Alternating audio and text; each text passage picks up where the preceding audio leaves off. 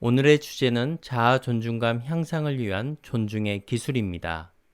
저는 오늘 강의를 하게 될 마인드온 심리연구소에서 일을 하고 있는 배지석 소장이라고 합니다. 이렇게 온라인에서 만나게 되어서 반갑습니다. 자, 당신이 만일 아래 질문에 yes라고 답변한다면, 먼저 남들의 비판에 매우 예민하다. 네, 한번 여러분 스스로 한번 체크를 해보세요. 두 번째, 칭찬을 받으면 매우 어색하다. 세 번째, 능력이 없다고 생각하고 자신감이 부족하다. 네 번째, 사회적인 상황이 거북하고 어떻게 할지 모른다. 자, 마지막, 남들이 못마땅하다는 생각을 많이 하고 타인에게 비판적이다. 네. 아래 질문에 여러분이 yes라고 한 것이 혹시 몇 개 정도 되시나요? 여러분 스스로 한번 생각해 보시기 바랍니다. 금방 보여드린 질문에 yes에 대한 물음을 여러분에게 이야기했는데요. 이 이야기를 한 사람은 알프레드 아들러라는 심리학자인데요. 열등감에 시달리고 있는 사람이다. 그리고 자아존중감이 결여되어 있는 것은 흔한 일이지만 참으로 불행한 일이다라고 이야기를 했습니다. 이 이야기를 들으면 막상 자신은 열등감에 시달리지 않은 사람인 것 마냥 이게 들릴지도 모르겠지만 이 알프레드 아들러라는 사람도요. 어렸을 때부터 굉장히 많이 아팠고 그리고 형제들 중에 어떻게 보면 가장 능력이 부족한 열등한 자신의 삶의 이야기가 담겨져 있습니다. 그래서 누군가의 이 삶에 대한 열등한 경험들 그리고 자신에 대한 어떤 삶의 가치가 삶 속에서 잘 느껴지지 않은 분들 그분들의 삶을 어떻게 보면 자신의 삶을 통해서 많이 연구한 사람이 바로 알프레드 아들러라고 우리가 이해할 수 있을 것 같습니다. 이렇게 자아 존중감이 낮은 사람들은요, 높은 사람들보다 더 많은 정서적인 문제, 신체적인 문제, 인간관계, 관계의 문제를 가지고 있는 경향이 있다라고 다양한 연구에서 밝혀지고 있는데요. 자, 그래서 오늘 저와 함께 이 세 가지 내용을 중심으로 이야기를 나눌 건데요. 제일 첫 번째는 자아 존중감이 도대체 무엇인지 자아 존중감 이해하기 시간을 같이 가져볼 거고요. 두 번째는 나의 자아 존중감이 어떠한 상태인지 알아보는 시간을 가져보도록 하겠습니다. 그리고 마지막으로는 자아 존중감 발견하기 시간인데요. 오늘 이 영상이 끝나면 여러분들은 이 세 가지를 발견하고 삶에 적용하실 수 있겠습니다. 네, 첫 번째 시간인데요. 첫 번째 이야기에서는 자아 존중감 이해하기입니다. 네, 자아 존중감. 한 번쯤 들어보셨는지 모르겠어요. 뭐 자아 존중감, 자기 존중감 또는 자존감 이런 다양한 용어로 사용되고 있는데요. 오늘은 제가 자아 존중감이라는 용어로서 함께 이야기해 보려고 합니다. 이 자아 존중감은요. 타인이 자신을 평가한 것을 통해서 갖게 되는 자신에 대한 평가를 이야기합니다. 후반부에 제가 계속 자아존중감이 무엇인지에 대해서 이야기해 드릴 테니까 지금 당장 이해되지 않으시더라도 걱정하지 않으셨으면 좋겠습니다. 자, 그러면 이런 자아존중감 누가 처음으로 이야기했을까요? 좀 궁금하지 않으셨나요? 데이비드 휴음은 스코틀랜드 철학자이자 경제학자라고 합니다. 이 사람은 이 자아 존중감에 대해서 자기에 대해 훌륭하게 평가하고 생각하는 것이 중요하다라고 얘기했습니다. 여기서 핵심적인 단어가 평가라는 단어가 나오네요. 그리고 자아 존중감이라는 용어를 심리학적으로 처음 사용한 사람도 있어요. 윌리엄 제임스라는 미국 심리학자인데요. 1890년도에 자아 존중감이라는 단어를 처음 사용했고요. 이 사람은 이런 얘기를 해요. 자아 존중감은 자아에 대한 가치 판단에 의존하고 자아 개념과 그에 대한 가치 판단은 둘 다 다른 사람들과 관점과 밀접하게 연관되어 있으며 인정이든 비난이든 이런 가치 판단에는 감정적 반응이 수반한다, 따라온다 라는 얘기입니다. 그래서 이 사람은 성취는 하면 할수록 자신에 대한 기대는 낮을수록 자아 존중감은 높다라고 이야기를 했습니다. 앞에서 나왔던 자아 개념이라는 단어가 또 낯설게 들리실 겁니다. 쉽게 말하면 다른 사람의 정보를 알고 있는 것처럼 자기 지식을 갖고 있는 것을 이야기합니다. 이 이야기를 한 사람은 마이어스와 마이어스라는 사람인데요. 대인관계를 통해서 자아 개념이 형성되었다고 이야기했습니다. 누군가가 나에게 평가한다는 거, 이런 것을 반사적 평가라고 하는데요. 마치 아이들은 부모나 친구들이 자신을 어떻게 대하는지를 보면 자신이 어떤 사람인지 느끼게 되는 것처럼 이런 자신을 이해하는데 상대방이 나에게 내리는 평가에 따라 내가 어떤 사람인지에 대해서 결정되기도 합니다. 왜 갑자기 자아 존중감에 대한 이야기를 하다가 제가 자아 개념에 대한 이야기를 드렸냐면 이 자아 존중감은 이 긍정적 자아 개념이란 단어와 동일하게 사용하기 때문이죠. 그래서 내가 나를 어떻게 바라보냐는 상대방의 평가에 따라오기도 하고 이런 자아 존중감이란 것도 결국 누군가의 평가에 대한 자신의 판단, 평가이기도 합니다. 또 어떤 사람은 이렇게 얘기하기도 했어요. 자아 존중감은 사람의 욕구다라고 얘기했습니다. 이 자기 자신을 어떻게 바라보는지에 대한 평가, 이 자아 존중감은 사람의 자연스러운 욕구이기도 합니다. 한 번쯤 들어보셨을 심리학자인데요. 에이브러햄 해럴드 메슬로우라는 심리학자인데요. 삶에 대한 여러 욕구를 마치 피라미드처럼 이런 모양으로 삶의 욕구를 설명을 했는데요.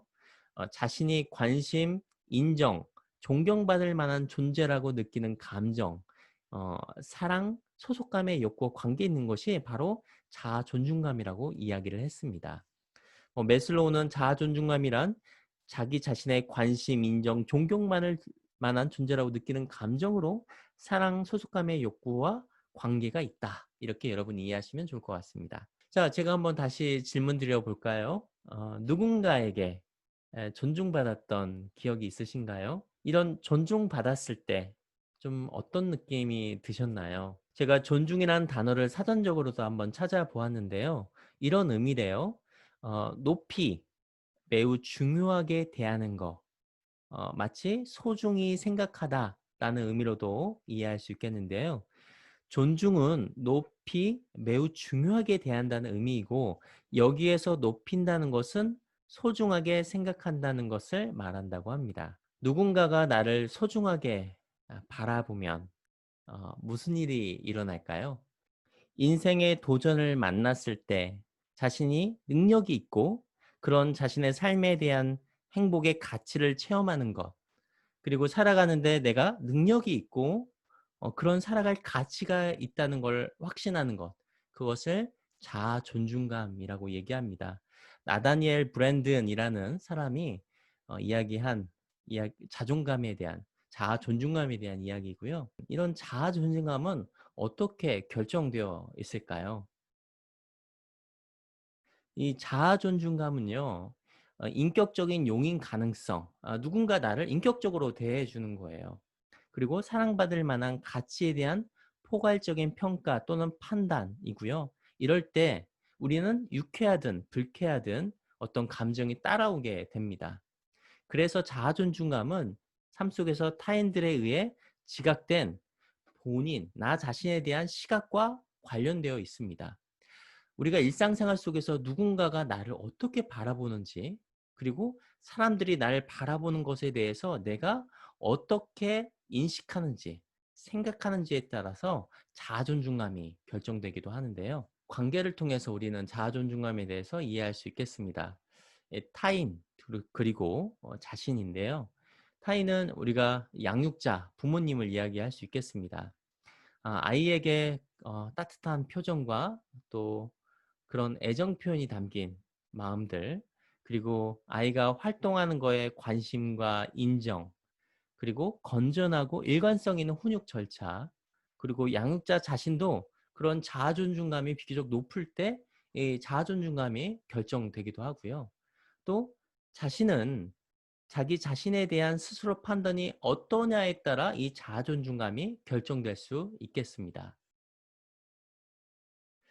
혹시 여러분 일상생활 속에서 자신과 다른 사람을 이렇게 비교한 적 있으신가요? 이것을 심리학에서는 사회적 비교다라고 얘기하는데 자신의 판단은 곧 비교를 말합니다. 그래야 우리가 자존감이 결정된다고 앞에서 얘기 드렸죠. 자신보다 우월한 집단에서 있을 때 우리는 낮은 자존감을 경험하고요. 자신보다 열등한 집단에서 우리는 높은 자존감을 경험합니다. 특히 청년기 이전에 자아존중감은 누군가와의 경쟁적 상황에 놓여 있죠. 우리가 학교에 있다 보면 끊임없이 누군가와 비교하고 그런 열등한지 우월한지를 자신도 모르게 계속 비교하면서 이 자아존중감이 결정된다고 합니다.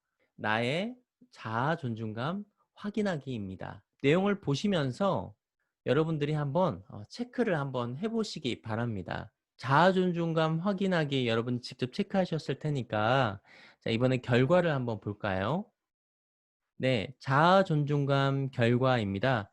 여러분이 앞에서 했던 내용들을 쭉 점수를 매겨 보시면 다음과 같이 점수가 나올 수 있는데요. 점수는 낮은 점수부터 높은 점수까지 이루어질 수 있고요.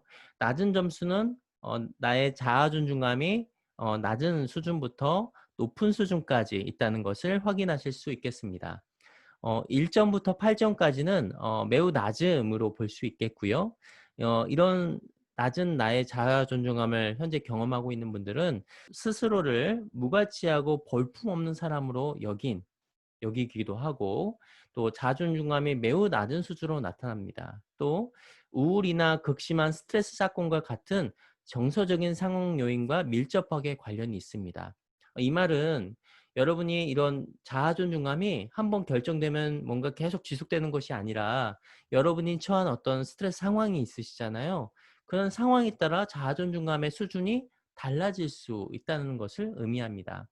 그래서 이렇게 점수가 매우 낮게 나오셨다면 내가 최근에 어떤 스트레스 사건이 있었는지 그런 어떤 정서적인 어떤 기분을 느끼고 있었는지 여러분 스스로 탐색해 보는 것이 필요하겠습니다. 그리고 19점부터 24점까지는 낮음으로 볼 수 있는데 또 스스로를 좀 가치가 좀 없다라고 여길 수 있고 자아 존중감이 다소 낮은 수준으로 나타나는 것을 볼 수 있겠습니다. 또 낮은 자아존중감이 우울이나 스트레스 사건과 같은 정서적, 상황적 요인들과 좀 관련이 높다라고 얘기할 수 있겠고요. 마찬가지로 스트레스 사건과 관련된 탐색이 현재 자신을 이해하는 데 도움을 줄 수 있겠다라고 설명이 나와 있습니다. 자, 25점부터 38점 같은 경우에는 보통 수준의 자아존중감을 얘기하고요. 39점부터 44점은 높은 수준인데 자신을 수용하고 존중하며 자아존중감이 다소 높은 것으로 나타날 수 있겠습니다. 자, 마지막 45점 이상인데요. 이분들은 자아존중감이 매우 높은 것으로 볼 수 있겠습니다. 자신을 수용하고 존중하며 스스로를 가치 있다고 여기는데 자아존중감이 매우 높은 수준으로 우리가 이해할 수 있겠습니다. 그러면 이런 생각하실 수 있죠. 선생님, 저는 자아존중감이 매우 높게 나왔어요. 그거 되게 좋은 거죠? 이렇게 이야기하신 분도 꽤 많으시거든요. 자아존중감이 매우 높은 것이 좋은 거냐? 이렇게 이야기할 수 있겠는데, 연구자들은 이렇게 얘기를 해요. 너무 높은 수준의 자아존중감은 주관적인 안녕, 그러니까 자기가 주관적으로 느끼는 어떤 행복감을 얘기하는 거예요. 이 주관적인 안녕에 좀 부정적인 영향을 미칠 수도 있다라고 이야기하는데요. 좀 의문이 좀 드실 겁니다. 흔히 지나치게 높은 자아 존중감은 때로는 현실적인 어떤 상황과 거리감이 있는 좀 비현실적인 근거에 기초하고 있거나 취약한 자신의 자아 존중감을 보상하기 위한 좀 과장된 거일 수도 있다라고 학자들은 이야기하고 있습니다. 뿐만 아니라 높은 자아 존중감은 이 과도한 목표, 기대 수준을 갖게 돼서 결과적으로 여러분 삶 속에서 실패나 또 그 실패한 자신에 대해서 자기 비난을 초래할 수도 있겠습니다. 실제로 그럴 수 있겠죠.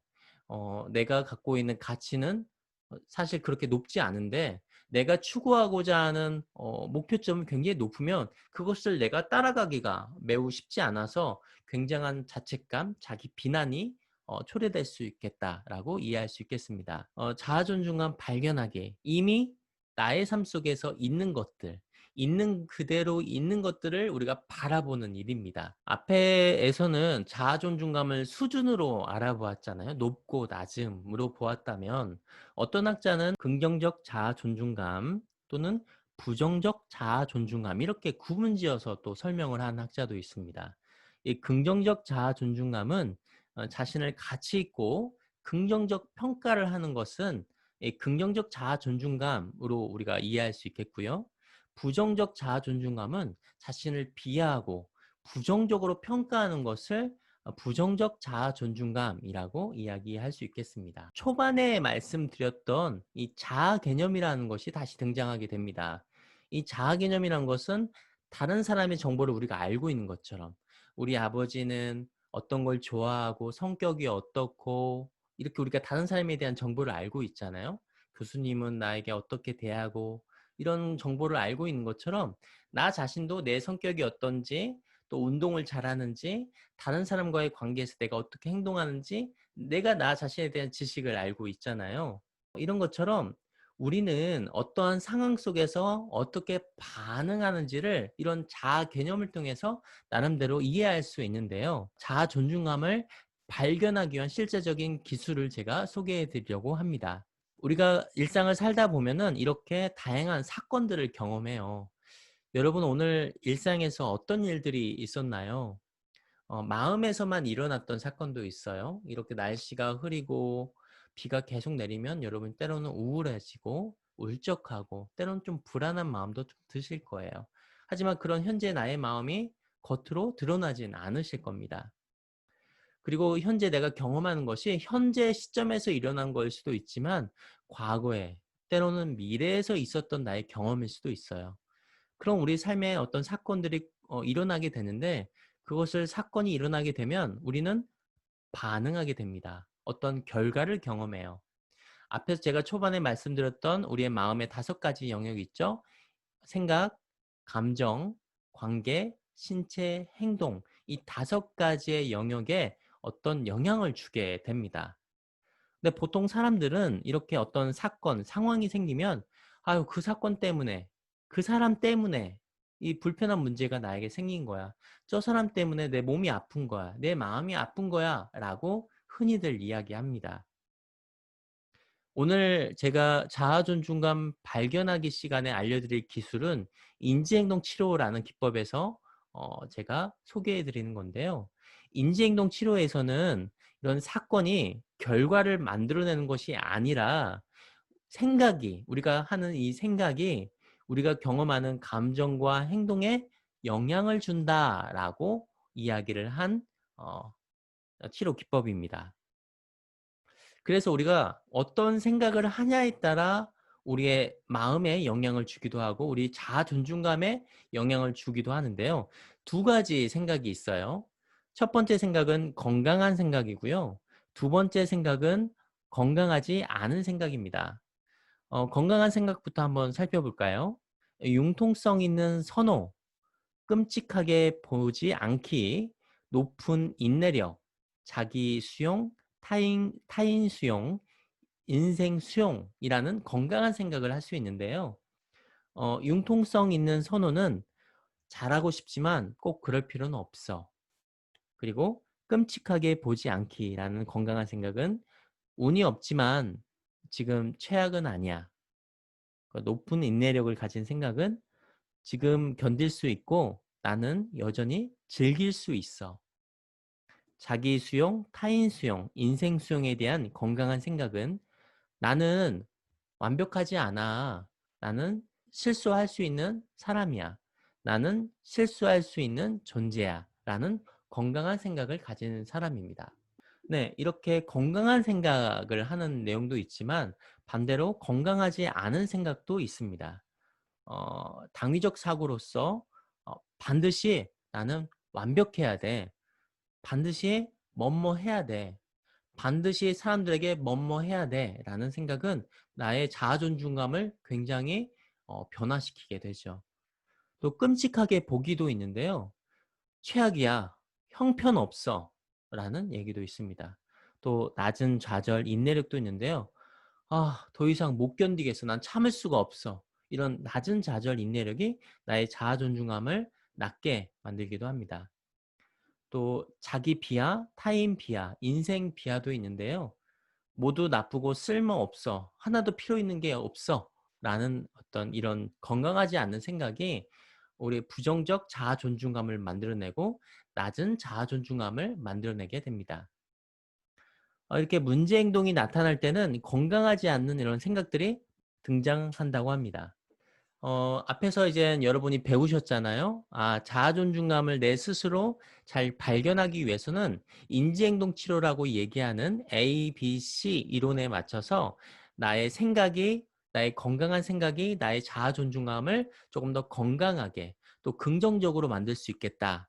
자기 자신을 좋게 평가할 수 있고 가치 있게 평가할 수 있다라는 것을 여러분이 아셨으니까 이것을 실제 여러분이 한번 해보셔야 하잖아요. 설명을 잘 들으셨으니까.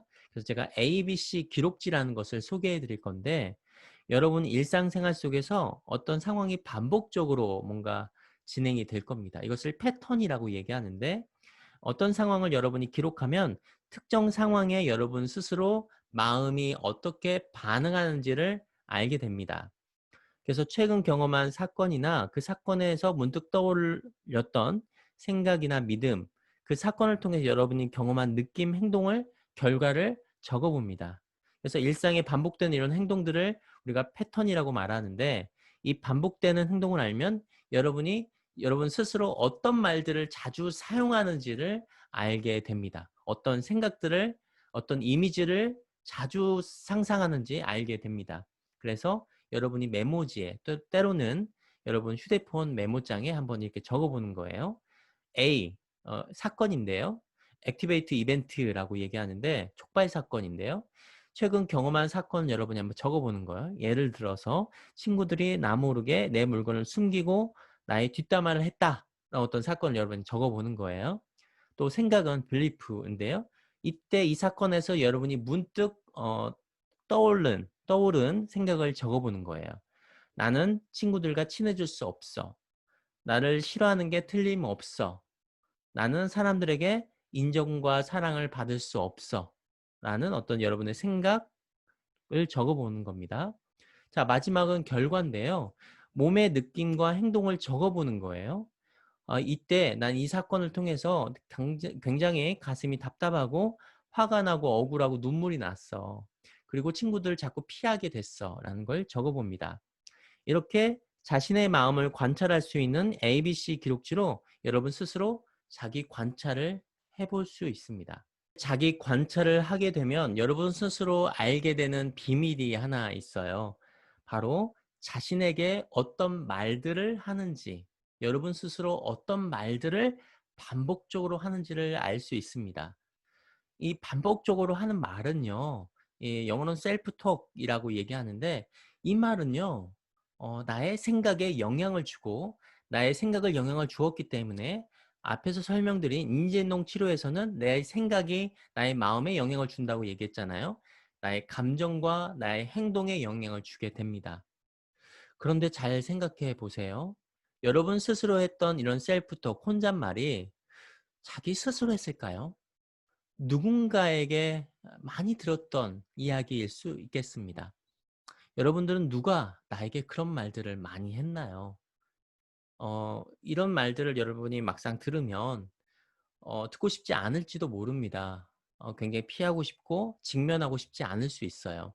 하지만 내가 나에 대한 삶의 가치를 발견하고 싶으시다면 내가 나 자신에게 어떤 말들을 하는지 그 말의 기원이 어떻게 되는지를 여러분 스스로 고민하고 탐구할수록 여러분 자아 존중감은 조금 더 밝은 영역으로 그리고 높은 수준으로 여러분이 삶의 여러 가지들을 도전하고 시도할 수 있는 내면의 힘이 더 많아질 수 있습니다.